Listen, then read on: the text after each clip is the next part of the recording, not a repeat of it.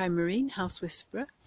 If you remember, behind that gate there was an area of human detrimental stress. What can we see?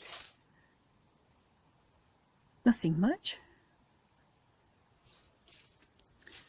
This area where the glass and flags are doesn't have any detrimental energy, but the front door, the porch, does. And this is a really important area to check, because this is the area where you can have a final argument.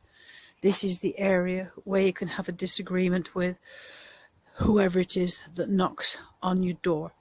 And the detrimental level here was a -6. That, thank you, has now been cleared at source, and the people involved have received their healing if they accept it. Thank you. Time flies, and here is another episode of Marine House Whisperer for you to enjoy and share with your friends.